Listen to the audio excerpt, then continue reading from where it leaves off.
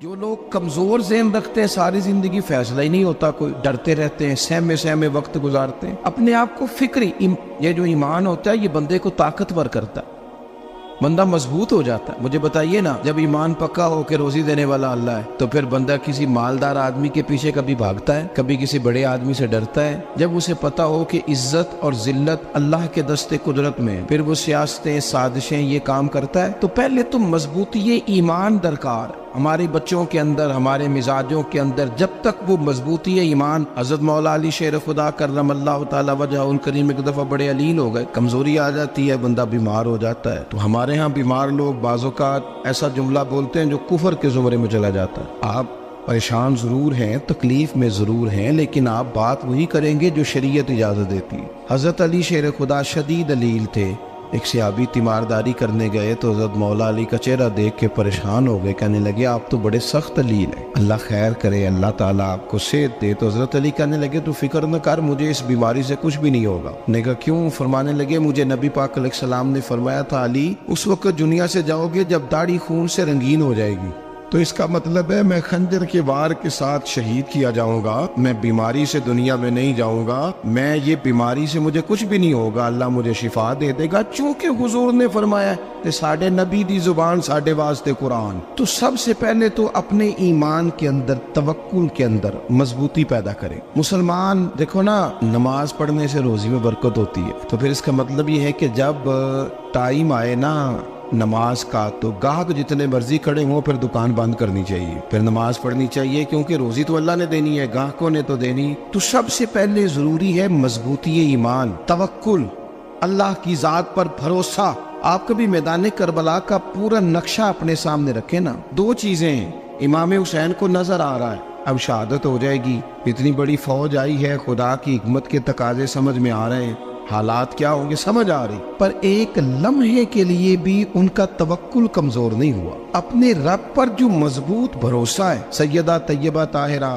حضرت فاطمہ الزہرا رضی اللہ تعالیٰ عنہا اونٹ کے بالوں کی بنی ہوئی چادر اوڑھ کر چکی پیس رہی تھی۔ یہاں بیویاں بڑا روتی ہیں، غریبی بڑی ہے، بڑی غریب بھی ہے، حالانکہ اب کون بندہ پیوند والے کپڑے پہنتا ہے جی؟ اب تو بڑی مشکل سے وہ لوگ ملتے ہیں جو جوتا ٹوٹ جائے تو گانٹھ کے پہنے، ورنہ تو نئے جوتے آ جاتے ہیں۔ حضرت سیدہ پاک اونٹ کے بالوں کی بنی ہوئی چادر اوڑھ کے چکی پیس رہی تھی۔ نبی پاک صلی اللہ علیہ وسلم نے دیکھا، آنکھوں میں آنسو ضرور آئے، پر محبوب نے فرمایا فاطمہ دنیا میں تھوڑی سی تکلیف برداشت کرو، قیامت کی ساری عزت اللہ آپ کو ہی عطا فرمائے گا۔ تو توکل کی مضبوطی، اللہ کی ذات پر بھروسہ، اپنے رب کریم کے ساتھ امیدوں کا وابستہ کرنا، اس سے مضبوطی آئے۔ دوسرا فرمایا وَعَمِلُوا الصَّالِحَاتِ، بہترین عمل کیا جائے زندگی میں، نیک اعمال کیے جائے، وقت ضائع نہ کیا جائے، ہر وقت کوئی نہ کوئی کام بندہ کرتا رہے۔ یہاں بہت سارے لوگ ہیں جن کو لوگ نیک کہنا شروع کر دیتے ہیں نا، وہ سمجھ لیتے ہیں شاید ہم سچی مچی نیک ہیں۔ لوگ جو کہتے ہیں حضرت صاحب کی بلا، پیر صاحب کی بلا، میں یہ طالب علموں کو، دوستوں کو، بلکہ اپنے آپ کو بھی کئی دفعہ کہتا رہتا ہوں، اپنے آپ کو سمجھاتا ہوں کہ یہ لوگ تجھے کہہ رہے ہیں حضرت صاحب، یہ تو رات کو تو اپنے آپ سے پوچھنا، اپنے رب سے پوچھ، کبھی موقع ملے تو اپنی گریبان میں جھانک، غور کر کے تیری کیفیت کیا ہے، تنہائی میں تیرا دل اللہ سے جڑتا ہے کہ نہیں، عبادت میں دل لگتا ہے کہ نہیں، خدا کا خوف دل میں رہتا ہے کہ نہیں، غریب کی محبت، عزیزوں قربت والوں کا احساس طبیعت میں موجود رہتا ہے کہ نہیں۔ ویسے تو میرا مطلب ہے، لوگ کہہ دیتے ہیں حاجی صاحب آپ بڑے سخی ہیں، تو اس سے تو نہیں نا بندے نے سخی ہونا، سخی تو تب ہونا ہے جب اللہ کی بارگاہ میں مقبول ہوگا۔ اعمال صالحہ، نیک کام، اور وہ کرتا رہے بندہ، کوئی بھی کام اسے نیکی کا مل جائے نا۔ دیکھنا اپنا معیار ہر انسان نے بنایا ہوتا ہے کامیابی کا۔ کچھ لوگوں کا خیال یہ ہوتا ہے کہ بچے میرے پڑھ گئے، اپنی اپنی جگہ پہ سیٹ ہو گئے، میں اب بڑے سکون میں ہوں۔ کچھ کی رائے یہ ہوتی ہے کہ میں نے سب بچے بچیوں کا بیاہ کر دیا ہے، گھر میرا بن گیا ہے، اب میں بڑے آرام میں ہوں، قرار میں ہوں، سکون میں ہوں۔ تو اپنی اپنی رائے ہوتی ہے، لیکن حقیقت وہ ہے، اصل وہ ہے جسے اللہ کے قرآن نے بیان کیا۔ اللہ کریم نے فرمایا والعصر، اے محبوب علیہ السلام ہمیں آپ کے زمانہ مبارکہ کی قسم ہو، ان الانسان لفی خسر، فرمایا بے شک انسان خسارے میں، نقصان میں۔ اپنے تئیں کوئی دعویٰ کر لیتا ہے، آپ دیکھتے ہیں کہ بہت سارے لوگوں کے دعوے اپنے اپنے ہوتے ہیں نا۔ کسی بھی طالب علم سے آپ پوچھیں پیپر دے کے آئے تو پیپر کیسا ہوا ہے، تو کیا کہتا ہے؟ جب کینڈیڈیٹ الیکشن لڑتے ہیں تو رات کو جب وہ سوتے ہیں تو سارے جیت کے ہی سوتے ہیں، ان کو سب یہی کہتے ہیں کہ لوگ سارے تیرے ساتھ ہی ہیں. حالات، یہ جتنے بادشاہ حکمران ہوتے ہیں ان کے بگڑنے کی بنیادی وجہ ہوتی ہے کہ یہ خوش فہمیوں میں مبتلا ہوتے ہیں. ہم میں سے بھی ڈھیر سارے لوگ ہیں جو خوش فہمیوں میں مبتلا ہیں. کچھ کہتے ہیں جناب ہماری نسبت بڑی تگڑی ہے. بھئی نسبت تو امام حسین سے تگڑی تو کسی کی نہیں نا. تو ساری رات نماز پڑھتے تھے، روزے رکھتے تھے، اللہ کو یاد کرتے تھے. آپ خالی نسبت پر بیٹھ کر عمل چھوڑ جائیں تو یہ کیسے ممکن ہے؟ تو اپنے اپنے تئیں لوگوں نے معیار کامیابی کے قائم کر لیے ہیں. اللہ فرماتا ہے کہ محبوب مجھے قسم ہو زمانے کی، انسان نقصان میں، یہ دن بدن جو وقت گزار رہا ہے تو اس کا نقصان، اس کا خسارہ، اس کا گھاٹا بڑھتا جا رہا ہے روز نقصان میں. کتنا کتنا عمر کا حصہ لوگوں نے ضائع کر دیا، کتنے کتنے بہترین لوگ تھے لیکن روزی روٹی کے پیچھے وقت سارا برباد ہو گیا. یہ رزق حلال کے لیے دوڑ دھوپ ہو وہ تو بڑی بات، لیکن تکبر کے لیے اور خواہشات، بیجا خواہشات کی تکمیل کے لیے، ایک دوسرے سے آگے بڑھنے کے لیے بڑا وقت ضائع کیا لوگوں. اچھا کوئی بھی نہیں جیتا، خاندانوں میں بھی کوئی نہیں جیتا، برادریوں میں بھی کوئی نہیں جیتا، پر لڑائی ساری زندگی کی ہے. میں نے آگے گزرنا ہے، میں نے آگے، حالانکہ کوئی کسی کو جیتنے دیتا ہی نہیں. اپنے اپنے تئیں لوگوں نے معیار قائم کیے کامیابی کے. اللہ فرماتے ہیں بے شک انسان نقصان میں ہے، لیکن جس میں 4 خوبیاں پائی جائیں اللہ کا قرآن کہتا ہے وہ بندہ کامیاب ہو. کون کون سی؟ الا الذین آمنوا. سب نقصان میں نہیں سوائے ان لوگوں کے جو ایمان لائے. سب سے پہلے کیا کرے؟ ایمان ہو اس کے پاس، مضبوط ایمان. وعملوا الصالحات، اور ایمان بھی لائے اور نیک کام بھی کرے. اور صرف نیک کام نہ کرے، وَتَوَاصَوْا بِالْحَقِّ، لوگوں کو حق بات کی نصیحت بھی کرے. اور ظاہر ہے سچ بولے گا، حق بولے گا تو بڑے لوگوں کے مفادات کو ٹھیس پہنچے گی، کچھ لوگوں کو تکلیف بھی ہوگی. تو اب جب تکلیف ہوگی تو پھر مصیبت بھی آئے گی. تو اگر حق بات کہنی ہے تو پھر کیا کرے؟ وَتَوَاصَوْا بِالصَّبْرِ، اور ایک دوسرے کو صبر کی بھی وصیت کرے. 4 چیزیں پائی جائیں، ایمان، اعمال صالحہ، حق کی نصیحت، اس رستے میں آنے والی تکلیف پر صبر. اگر یہ 4 چیزیں میسر آتی ہیں تو اللہ کا قرآن کہتا ہے بندہ کامیاب ہے. اور اگر یہ 4 چیزیں نہیں تو پھر کوئی بندہ جتنا مرضی دعویٰ کرے، جتنا مرضی شور کرے، جتنا مرضی اعلان کرے، وہ کامیاب ہو سکتا. سب سے پہلے تو اپنا ایمان پکا کرے. یہ جو کچی پکی باتیں کرتے ہیں نا لوگ، مسلمان جو ہوتا ہے نا، مسلمان وہ لاوارث نہیں ہوتا، وہ وارث والا ہوتا ہے. اس کا رب ہر وقت اپنی رحمت سے اس کی حفاظت کرتا ہے. مسلمان ہر وقت نبی پاک علیہ السلام کے نگاہ کرم میں رہتا ہے. اسے کمزور باتیں نہیں کرنی چاہیے کہ میرے کو پیچھے چڑھ گیا تو پتہ نہیں کیا ہو جائے گا، برادری مخالف ہو گئی تو پتہ نہیں کیا ہو جائے گا، سچ بول دوں گا تو لوگ پتہ نہیں مجھے مار دیں گے. ایسا ہو نہیں سکتا. چھری حضرت ابراہیم چلائے بھی نا تو حضرت اسماعیل کے حلق پہ چلنا اس نے تب بھی ہے جب اللہ حکم کرے گا. تو اللہ کی حکمت ہوگی، حکمت الہی ہوتی ہے تو کوئی کام ہوتا ہے، ورنہ ہوتا. تو اپنی طبیعت میں مضبوط ایمان، توکل، اللہ پہ بھروسہ، مضبوطی افکار کی، کچی باتیں نہیں. دیکھو نبی پاک صلی اللہ تعالی علیہ وسلم نے فرمایا نیکی کو کبھی حقیر نہیں سمجھنا، کبھی حقارت سے نہیں نیکی کرنی کہ یہ بڑی چھوٹی ہے تو میں اس کو کروں. آپ فرمایا کبھی حقیر نہ سمجھنا، نیکی کا کام جو بھی ملے کر دینا. فرمایا اگر بھائی سے مسکرا کے ملو گے بنا تو اس پر بھی اللہ تمہیں صدقے کا ثواب عطا کرے گا. ہم تو اس دین سے کے ماننے والے ہیں جو کہتے ہیں تو گلی سے روڑا اٹھا دے، کانٹا اٹھا دے، کسی کی تکلیف دور کر دے، کسی اس پر گنجائش کر دے، کسی کے لیے آسانی کر دے. جو بھی خیر کا کام میسر آئے پورے دن میں اسے چھوڑے نہیں. صبح گھر سے نکلے، وہ ایک صحابی تھے، غالباً تابعی تھے، تو بازار جاتے اپنے غلام کے ساتھ تو سارا بازار گھوم کے واپس آ گئے. خادم نے کہا جناب کو نہ کوئی خریدا نہ کچھ بیچا. تو آپ سارا بازار گھوم کے آ گئے. فرمانے لگے تیرا کیا خیال ہے؟ میں نے کچھ بھی نہیں کیا. کہا جناب پھر کیا کیا ہے؟ فرمانے لگے تم نے دیکھا جو بندہ بھی گزرا میں نے اس کو کہا السلام علیکم، تو کتنی کو نیکیاں میں جمع کر کے آ گیا ہوں. کوئی خیر جو میسر آئے. ہم سمجھتے ہیں کہ شاید کوئی کروڑ کو روپیہ ہوگا تو پوری مسجد بناؤں گا تو پھر میں نے نیکی کر دی ہے. شاید جناب میں، حالانکہ یہ چھوٹے چھوٹے کام ہے نا، چھوٹے چھوٹے کام، ان کی تو زیادہ ضرورت ہوتی ہے، ان کی تو زیادہ حاجت ہوتی ہے. کوئی آپ رستے میں گزر رہے ہیں تو نیچے کوئی کھڈا بنا ہوا ہے تو اس پر ہم کیا کرتے ہیں؟ گاڑی میں بیٹھ کے تبصرہ کرتے ہیں اے روڈ کھورے کدو بننا ہے. بھئی یہ کھڈا ہے نا تو آپ نیچے اترے نا تو آپ دھابڑا لیں نا، کئی پکڑے نا، یہ تو 5 منٹ کا کام ہے. यहाँ आसानी कर देना, आप इसमें गुंजाइश कर दें। हुजूर सैयद आलम अलैहिस्सलाम ने फरमाया, इमाम राजी ने हदीस लिखी है, क़यामत के दिन एक बंदे को अल्लाह माफ़ करेगा तो मालिक वो बंदा अर्ज करेगा, या अल्लाह मैं तो बड़ा गुनहगार हूँ, किस वजह से माफ़ी हुई? फरमाया, रात के वक्त तू गुजर रहा था, तेरे पैर से रोड़ा टकराया था, तूने उठाया इधर उधर देख के कि कोई अल्लाह के किसी बंदे को तकलीफ ना हो जाए। का मालिक को वो तो मैंने ज़माना बीत गया, कोई इतनी बड़ी बात भी नहीं समझी। तो रब करीम ने फरमाया, तो रात के अंधेरों में भी मेरे बंदों का ख्याल रखता था, तो मैं तेरा ख्याल ना करूं?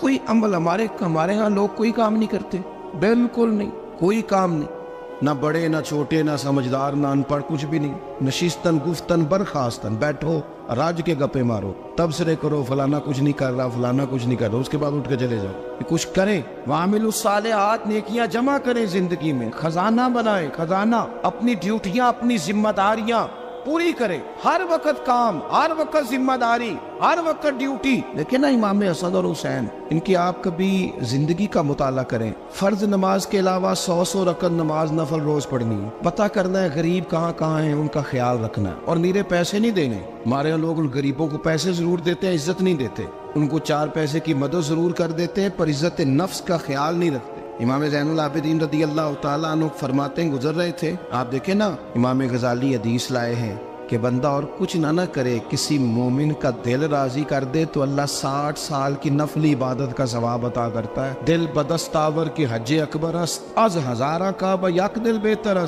किसी का दिल खुश कर देना, उसको राहत दे देना, उसको करार दे देना, उसके लिए कोई ऐसा सामान कर देना कि बंदा मुतमईन हो जाए, सुकून हो जाए। ये हमारे यहाँ जो लोग होते हैं ना, सरकारी मुलाजिमीन, ड्यूटियों वाले, इनकी तबीयतों में तलखी होती है। ये अगर सिर्फ प्यार करने लग जाए ना, से वाबस्ता लोग मेरे बाप में से है, तो मैं उनसे कहता हूँ कि शिफा तो अल्लाह ने देनी है, चलो तुम दुआई तो आज के दिया करो ना, तुम आने वाले की बात तो तवज्जो से सुनो। वो बेचारा अपनी बात, हमारे बुजुर्ग थे तो तावीज़ लिखा करते थे, बड़े आलिम थे, मुझे कुछ थोड़ी सी ना मेरे दिल में उनके बारे में खफगी रहती थी कि आप इतने बड़े आलिम हैं, आप किताब लिखे, आप तवीज़ लिख रहे हैं, और फिर लोगों ने कमाई करनी होती है, आप तो मुफ्त देते हैं सारा कुछ, इतनी लंबी ड्यूटी, सारा दिन बैठे रहते हैं आप और लिखते तवीज़ है। मैंने एक दिन उनसे गुजारिश की, मैंने कहा शेख आप बड़े आदमी, जिन लोगों को अल्लाह ने रुसूख फिल इल्म अता फरमाया होता है, उनमें से आप, अल्लाह ने आपको पुख्तगी दी है इल्म में, शौरी आलिम में, आप सारा दिन तवीज़। फरमाने लगे, यार मैं तवीज़ नहीं लिखता, असल मसला ये है कि जो तवीज़ लेने आता है वो अपना सारा दुख सुनाता है, तो मैं तवीज़ नहीं लिखता, मैं ना बस लोगों के कलेजे ठंडे करता हूँ। मैं किसी का, अब तो बच्चों के पास टाइम ही नहीं, वो तो अब्बा का दुख नहीं सुनते, तो बैठते ही नहीं। अम्मा कह रही होती है कि पुत्र को 10 मिनट मेरे पास भी बैठा कर, लेकिन पुत्र मसरूफ बड़ा, वीडियो चढ़ानी है उसने। हम उलझ गए। ये चीज़ें इंसान को नफ्सियाती तौर पर कमज़ोर कर देती हैं। जो लोग ज़्यादा ये काम करते हैं उनके हाफ़्ज़े कमज़ोर हो जाते हैं, वो उलझ जाते हैं, उन्हें पता नहीं होता रात मैंने क्या कहा था, सुबह में क्या कह रहा। हर वक्त नहीं, ज़रूरत के वक्त, हर टाइम नहीं, मखसूस औकात में। हज़रत इमाम ज़ैनुल आबिदीन रदी अल्लाह ताला अन्हु फरमाने लगे, हम गुजर रहे थे, इमाम हुसैन साथ थे, तो रस्ते में ना कुछ गुरबा, गरीब लोग बैठ के खाना खा रहे थे। कहते हमारी उन पर नजर पड़ी, तो उन्होंने हज़रत इमाम हुसैन रदी अल्लाह ताला उनसे कहा, हुजूर आइए, तशरीफ लाइए, खाना खाइए। वो ज़रूरी नहीं होता आपको सबका खाना पसंद ही आए, टेस्ट अपने अपने होते हैं, ये ज़रूरी तो नहीं। खाना पसंद ना भी आए तो दिल तो फिर भी राजी रखने चाहिए। कुर्बान जाए, नबी पाक ने किस तरह हमारी तरबियत की। हज़रत आयशा सिद्दीक़ा रदी अल्लाह ताला अन्हा फरमाती हैं, करीम महबूब का मैंने ये तरीका देखा कि अगर खाना ना पसंद होता तो छोड़ देते, पर कभी उसमें से नुक्स ना निकालते, ऐब जो ही न कर। गर्मी के मौसम में खड़ी है बेचारी खातून, और कितनी मुशक्कत से उसने खाना बनाया, और कितनी गर्मी सही है चूल्हे के सामने, लेकिन साहब को खाना रखा है तो वो कहते हैं ये तू की पकाया है, वो खाने वाली चीज़ है भाई, इस तरह करना, अब जो अगली हंडी है वो तू पका, ना तू खड़ा हो। ये पता चली ये काम कितनी मुशक्कत का है। जिंदगी में कुछ थोड़ा सा दूसरों का ख्याल रखना, ये भी तो दीन का हिस्सा है। आप अपनी जिंदगी में हमेशा अपने लिए सोचे, किसी और का सोचे ही ना। तो मेरे अजीज याद रखेंगे आप, इमाम ज़ैनुल आबिदीन कहते हैं, नबी पाक सल्लल्लाहु तआला अलैहि वसल्लम ने ना हजरत इमाम अली मकाम की, इमाम हसन और हुसैन की इस तरह से कुछ तरबियत फरमाई थी कि गरीब परवरी उनके अंदर रच बस गई। مزاج بن گیا. وہ غربا بیٹھے تھے دسترخوان بچھائے سڑک کے کنارے, تو امام حسین گزرے تو انہوں نے آواز دی. امام صاحب لوگ ذائقہ نہیں لگے, حضور تھوڑی روٹی نہیں کھا لیتے ہمارے ساتھ؟ تو امام صاحب آ گئے, نیچے بیٹھ گئے غریبوں کے ساتھ. کوئی جرت کرے نا, چلو امیروں نے تو غریبوں کے ساتھ بیٹھنے کی جرت نہیں کرنی, کوئی پیر ہی بیٹھ جائے غریبوں کے ساتھ, وہی مہربانی کر دے کہ میں پیر صاحب ہوں, قبلہ ہوں, تو میں ہی چلو لنگر کھا لوں مریدوں کے ساتھ بیٹھ کے. ہماری تو محفلوں میں بھی نا جی, نعت خانوں کا, مولویوں کا, دوسروں کا کھانا اور ہوتا ہے, اور غریب آدمی کو شاپر میں چاول ڈال کے دیتے ہیں اور ساتھ اسے کہتے ہیں یہ لنگر شریف ہے. بھئی اگر یہ شریف ہے, تبرک ہے, تو اے پیر صاحب نو نہیں سی لنگدا, اڑتا ہے گلے میں لنگر ان کو. یہ لنگر شریف جو ہے یہ نعت خان کو بھی تو گزرنا تبرک ہے کہ نہیں؟ ہاں نہ تو کرو نا, تو جیڑی زیادہ تبرک والی شے ہے وہ پیراں نو بھی تو کھانی چاہیے نا. نعت خان کو اس کے لیے لہدا سے مرغ مسلم اعلیٰ کھانے. میں اکثر دوستوں سے کہتا ہوں چلو میلاد شریف پہ ہی صحیح سب کے لیے اچھا کھانا پکاؤ. چلو جس غریبوں کے بچوں کو بیچاروں کو سارا سال وہ بوٹیوں کے لیے لڑتے ہیں, تم میلاد پہ ہی اچھی روٹی پکا دو, تو بچہ جب کھائے گا نا بہت ساریاں بوٹیاں اور چاول, اور اپنے ابا سے پوچھے گا کہ ابا جی آج کی گل ہے, تو ہو سکتا ہے غریب باپ رو ہی پڑے اور اسے کہے پتر تو آج راج راج کے کھاج ساڈے نبی پاک دا میلاد شریف. تو امام حسین رضی اللہ تعالیٰ عنہ نا آ کے غریبوں کے بیچ بیٹھ گئے زمین پہ. انہوں نے کہا کھائیے, تو وہ جس طرح وہ کھا رہے تھے نا سادے برتنوں میں امام حسین کھانا کھانے لگ گئے. میں نے کہا خیر کا کام کوئی بھی ملے اسے ضائع, چلو اور کچھ نہیں کر سکتے تھے, کسی کو سڑک ہی پار کرا دے نابینا کو, چلو اور کچھ نہیں کر سکتے, تو آپ کو پتہ ہے کہ سامنے والا بوجھ لے کے گزر رہا ہے, آپ تھوڑا سا ہٹ جائیں روڈ سے, اسے گزر لینے دیں. کوئی تو کام زندگی میں کوئی ارادہ تو خیر کا بندہ کرے. امام حسین بیٹھ گئے, ان کے ساتھ روٹی کھائی. تھوڑی دیر کے بعد اجازت لی, فرمایا جاؤں؟ کہنے لگے حضور اور کھائیے. فرمانے لگے میں تو ابھی روٹی کھا کے آیا تھا اور آج تک ایسا نہیں ہوا کہ دوبارہ کھانا کھاؤں. ایک لقمے کی بھوک نہیں تھی, جتنا بھی کھایا ہے نا یہ تمہارا دل خوش کرنے کے لیے کھایا ہے.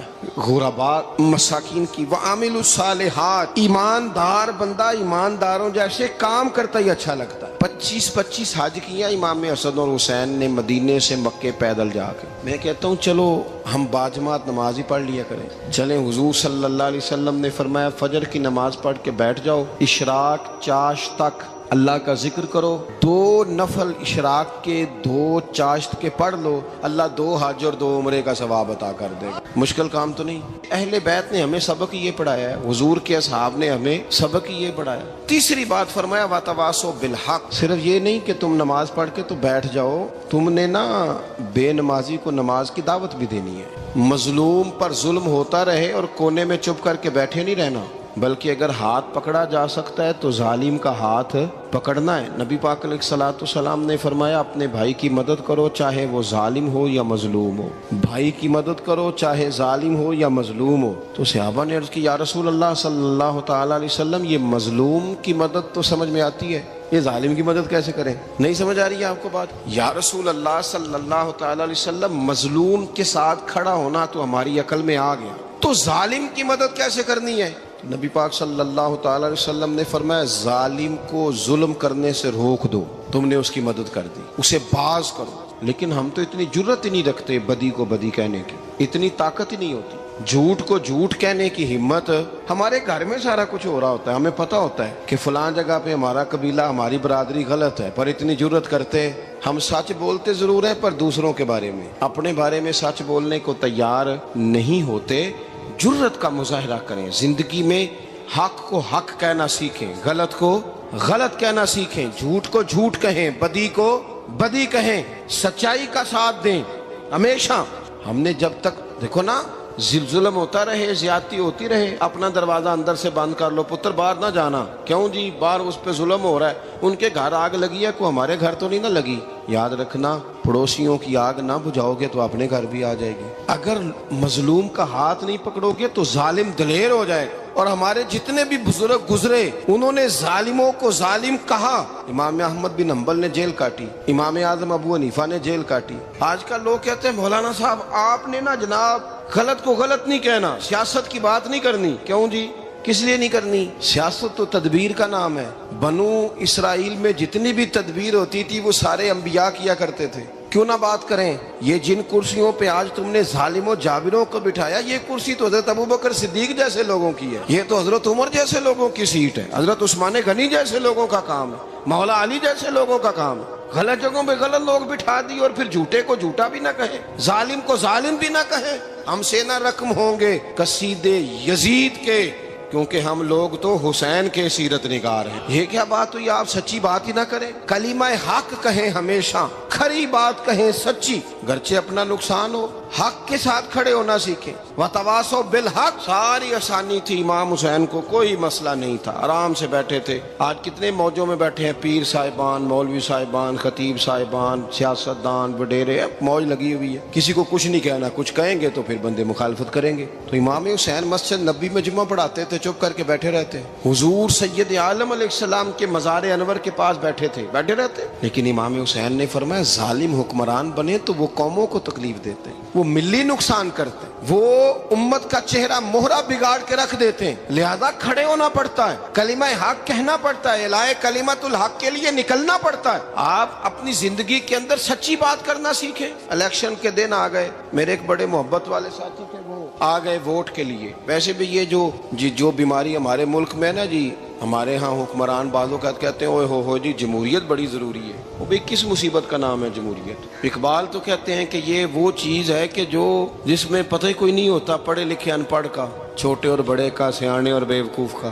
جمہوریت وہ طرز حکومت ہے کہ جس میں بندوں کو گنا کرتے ہیں، تولا نہیں کرتے رہتے ہو ہر وقت۔ قوم کو اس کا حق ملنا چاہیے، غریب کی مدد ہونی چاہیے، انصاف ملنا چاہیے۔ باقی یہ تمہاری کہانیاں ہیں ڈکٹیٹرشپ اور جمہوریت، اور ہمیں تمہاری سمجھ بھی نہیں آتی۔ ہر ڈکٹیٹر کے ساتھ ہوتے ہو، باتیں جمہوریت کی کرتے ہو، جہاں تمہارا دل کرتا کھڑے رہتے ہو۔ ہمیں تو کوئی اس سے غرض نہیں، کام ہونا چاہیے۔ بلکہ جو لوگ قوت نافذہ رکھتے ہیں انہیں سمجھنا چاہیے کہ ملک کی بھاگ دوڑ ہمیشہ مضبوط ہاتھوں میں رہے، اور وہ اس طرح کا نظام وضع کریں، مل بیٹھے سارے ادارے کہ غریب کی سنی جائے۔ وہ مجھے بڑی اچھی طرح یاد ہے جب وہ ایک حکومت ختم ہوئی اور جو ایک فوجی رہ کے گئے تھے 11 سال، ان کی حکومت آئی تو میں باہر نکلا تو ایک بزرگ تھے، وہ صبح صبح ناشتہ بیچا کرتے تھے ہمارے علاقے میں، چاول اور چنے بنے۔ تو میں نے ان سے کہا بزرگوں پتہ لگا جی رات دی حکومت بدل گئی ہے۔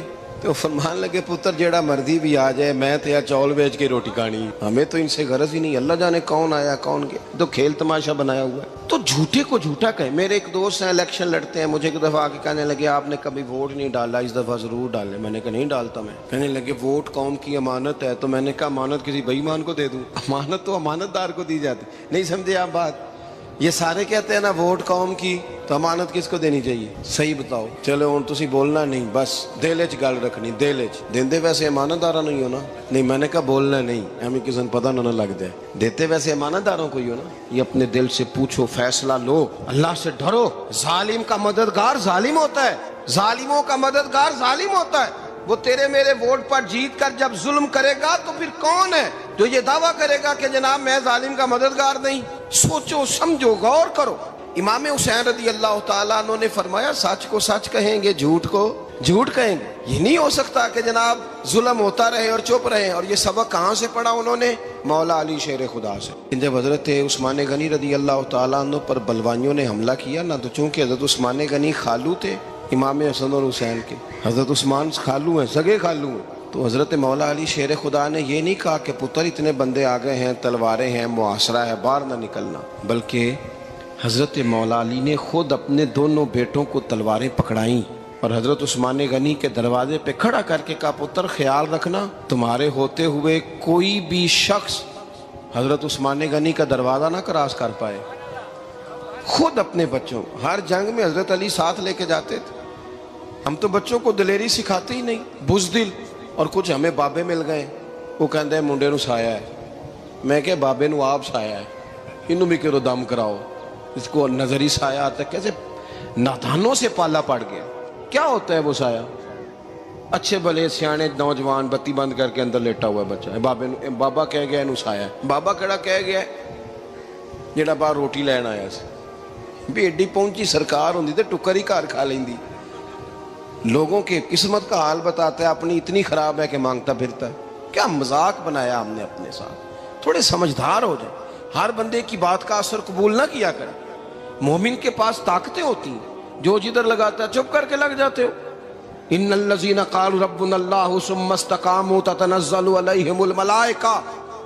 اللہ کہتا ہے تو ڈٹنا سیکھ, رب کا نام لے کے ڈٹ جا, رب تیری مدد کے لیے فرشتے بھی نازل کر دے گا. فرمایا یہ نبی مومنوں کے جانوں سے بھی زیادہ قریب ہے. ہم بڑا عام لفظ بولتے ہیں کہ فلاں چیز میرے دل کے بڑی قریب ہے, میری سوچ کے بڑی.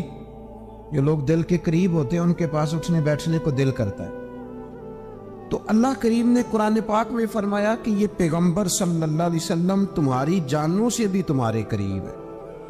اور حضور نے وضاحت کر دی, نبی پاک نے وضاحت کر دی. حضور نے فرمایا لا یؤمن احدکم حتی اکون احب الیہ من والدہ وولدہ والناس اجمعین او کما قال نبی صلی اللہ علیہ وسلم. فرمایا تم میں سے کوئی اتنی دیر تک مومن ہو ہی نہیں سکتا جب تک ہر چیز سے بڑھ کر مجھ سے پیار نہ کرے. ایک مثال دے لوں, بات آسان ہو جائے گی. جس گھر کے اندر پیسہ بے شمار ہو, دولت بے شمار ہو, مکان ایک نہیں چار ہو, اور دنیا کی ساری آسانیاں گھر میں موجود ہو, سارے دوست میری بات پہ توجہ کرنا, ہر شے ہو, بینک بیلنس بھی ٹھیک ٹھاک ہو, بچوں کا فیوچر سیف ہو, لیکن گھر کے اندر میاں بیوی کی صلح نہ ہو. بچے کہتے ہیں گھر میں ہر چیز ہے پر امی اور ابا کا جھگڑا ہر وقت جاری رہتا ہے. وہ گھر صحیح چلتا ہے؟ آپ نے بولنا اس لیے نہیں کہ یہ باتیں لوگ, یہ گھر کے اندر کی باتیں ہیں نا. حالانکہ پاکستان کا تجزیہ یہ ہے کہ 95% میاں بیوی کے حالات ٹھیک نہیں. پاکستان یہ سرکاری اعداد و شمار ہے. 95% گھروں میں اختلاف رائے. یہ بات ذہن میں بٹھا لیں کہ میاں بیوی کا اگر اتفاق نہیں نہ ہوتا تو وہ کہیں کہ گھر میں کوئی بھی خوشی رہے گی تو یہ ممکن ہی نہیں, یہ سوال ہی نہیں پیدا ہو. 6 بچے ہوتے ہیں اور شادی کو 24 سال گزر جاتے ہیں پھر بھی طلاق ہو جاتی ہے. اس لیے کہ میاں بیوی کے لیے سب سے ضروری چیز آپس کی محبت ہے. اور یار کیا خوبصورت انداز ہے میرے رسول پاک علیہ السلام کا. جتنی شاندار طبیعت حضور نے مولا علی شیر خدا کی تھی اتنی کوئی کر سکتا ہے؟